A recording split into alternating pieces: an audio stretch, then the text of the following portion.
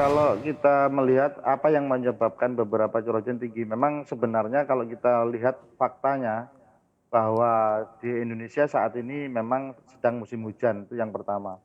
Yang kedua adalah bahwa puncak musim hujan itu sejak Oktober BMKG memperkirakan bahwa akan terjadi di bulan Januari, Februari. Nah, kemudian kalau kita melihat tadi saya sampaikan bahwa sudah 94% sudah memasuki musim hujan. Kemudian kita melihat dari perakiraan iklim seperti itu, kemudian kita melihat daripada dinamika cuacanya. Dinamika cuaca yang saat ini ada atau berkembang di wilayah Indonesia, ada dinamika atmosfer yang global, ada regional, kemudian ada yang sifat lokal. Nah, yang saat ini sedang kita pantau dengan teliti ataupun dengan cermat itu adalah yang regional, dinamika atmosfer regional.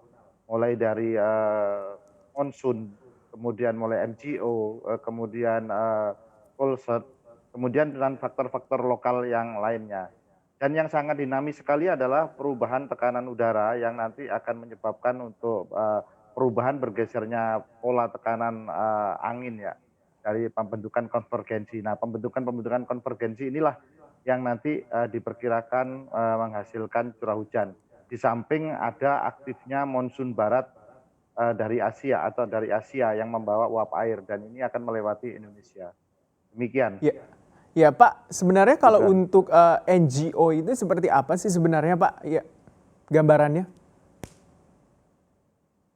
MGO itu sendiri kan kalau kita definisikan ya, itu adalah fenomena gelombang atmosfer yang bergerak merambat dari barat Samudra Hindia ke timur dengan membawa massa udara basah. Masuknya aliran udara basah ini ke Samudra Hindia itu meningkatkan curah hujan yang di daerah-daerah yang dilalui.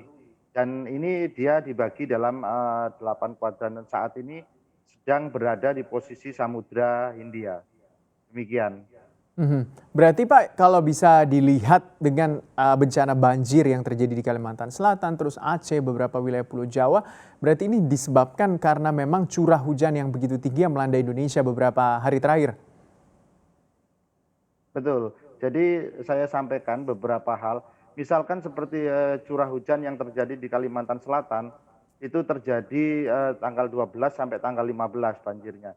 Namun perlu kita ketahui sejak tanggal 11 itu sudah ada eh, pola atau sirkulasi siklonik, yaitu yang disebut pusaran angin yang membawa udara atau uap air dari faktor utama pembentuk awan yang bergerak ke pusaran itu. Dan itu dia berada di sana sejak tanggal 11 sampai tanggal 14.